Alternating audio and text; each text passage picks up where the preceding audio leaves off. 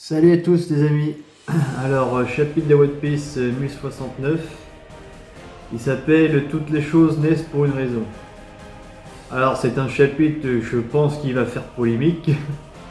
Vous allez voir pourquoi. Mais bon, commençons par le commencement. Alors déjà on est toujours sur la froide odyssée des Germa Double Six, donc on est au 26e épisode. On voit un petit bateau des Mads rouler sur la mer, enfin bref.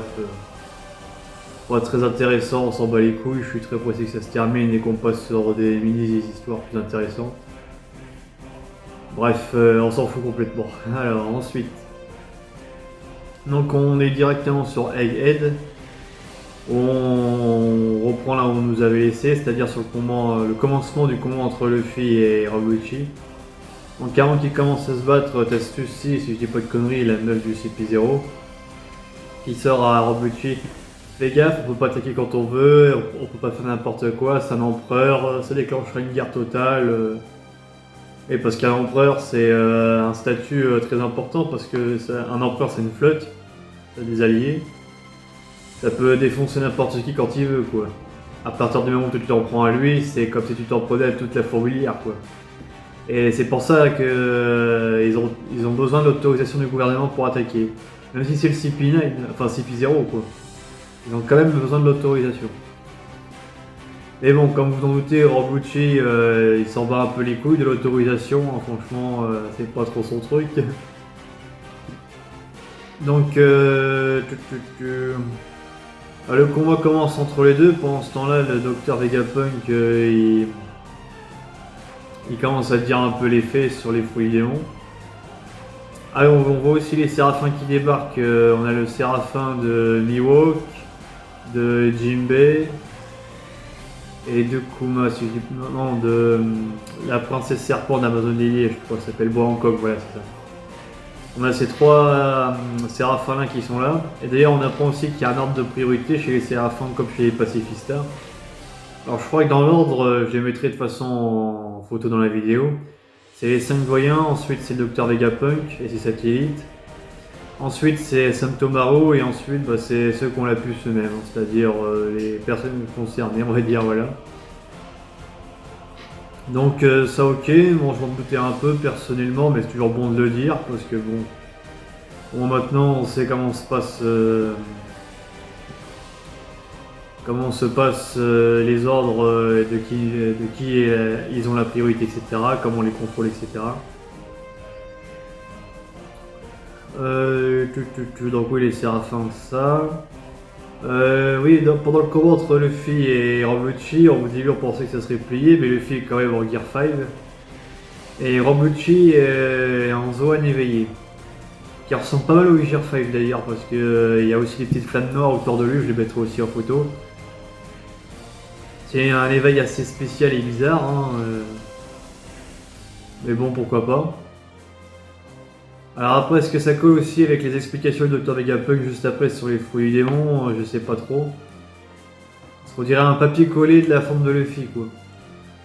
Bon, Luffy bien évidemment il rigole, il est pas du tout menacé. Pour lui le combat il a l'air de se dérouler tranquille, il esquive les coups avec sa tête tranquillement. Oui, ils se sont mis une patate de la même façon qu'à l'époque d'Agnès Lobby. Un petit clin d'œil à l'époque quoi. Et on voit qu'ils sont plus ou moins de force égale car les deux personnes sont propulsées derrière. Bon après ne faites pas dire ce que j'ai pas dit, hein. Force égale, le fait le fumera quand même, hein. Ça on n'en doute pas, il n'en doute pas. Son équipage on n'en doute pas non plus, et même Rob Lucci l'a dit, je sais on peut pas faire n'importe quoi, donc il a quand même conscience qu'il a pas le niveau d'un Yonko, hein, quand même, faut pas abuser. Mais bon, il a un très très bon niveau quand même, hein. Peut-être un niveau de premier commandant de Yonko, je pense, mais il a un niveau qu'il faut être Rob Lucci là. Et maintenant, on va parler de ce qui va faire le plus polémique dans cette vidéo et dans ce chapitre. C'est l'explication sur les origines des fruits du démon.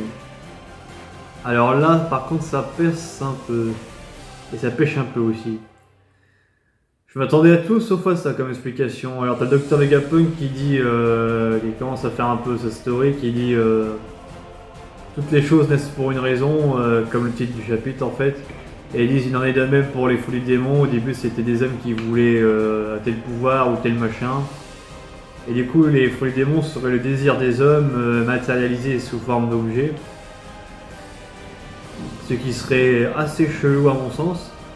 Parce que s'il suffirait juste de désirer très fort quelque chose pour que ça se matérialise physiquement, dans ce cas-là tu peux tout créer dans One Piece en fait, il n'y a plus de limite. Là ça deviendrait n'importe quoi, ça casserait toute l'œuvre en fait.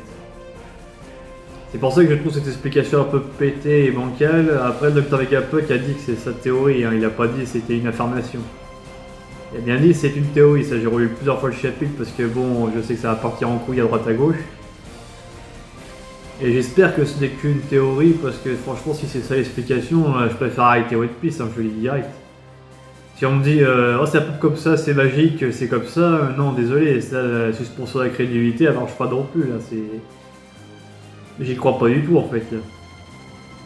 J'aurais plus préféré que ça reste quelque chose de mystique, qu'ils disent ça popait sur un arbre, je sais pas, Cabaret-Joie, à Loftel ou je sais pas où. Que voilà nous sortir une explication pseudo-scientifique qui ne l'est pas du tout en fait. Parce qu'en fait ça fait. Du coup ça sera un peu pareil pour le Haki alors dans ce cas-là, c'est aider aussi de la volonté des hommes à être plus forts, à voir dans le futur, etc. Je trouverais ça aussi trop craqué en fait.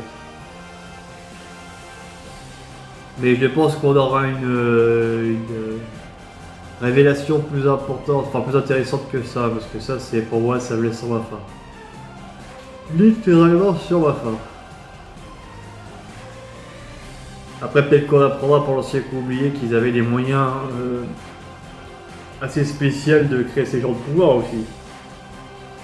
Moi, je pense que ça a été créé plus ou moins scientifiquement, qu'il y a eu un arbre plus ou moins créé comme ça, qu'après ça popait, ou il y a une connerie comme ça, mais ça n'a pas popé comme ça de nulle part en fait, c'est pas possible. Pas en mode j'y pense très fort, ça apparaît, c'est pas un cadeau de Noël le bordel quoi. Ah oui non mais ça c'est des explications un peu ambiguës, ça va partir en couille en théorie dans toutes les vidéos sur YouTube, ça mais bon moi... Je suis impatient de voir les autres chapitres, voir ce qu'il veut vous dire de plus.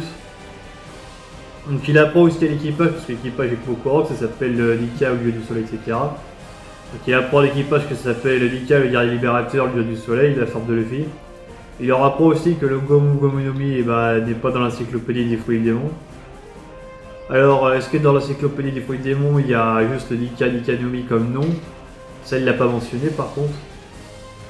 Mais bon, je pense que si la connaissance de cette légende, ouais, parce qu'il dit bien, c'est à l'époque de l'ancien temps, donc ça veut dire que voilà, ça existait à l'ancien temps cette forme-là.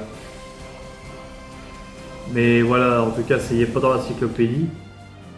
Et pourtant, même l'équipage, ils sortent à vraiment. Ouais, bah le fil est toujours Gomu Gomu no Mi, donc voilà, c'est bizarre et tout, ça sort pas de nulle part, et bah voilà. Donc est-ce que le fait qu'il soit pas dans l'encyclopédie, c'est que c'est pas spécialement un fruit, mais plutôt une réincarnation d'une personne dedans, ou je sais pas, une connerie comme ça. On est par beaucoup de volonté dans One Piece, mais bon, si la volonté ça peut tout faire, popper des fruits de démon, popper le haki,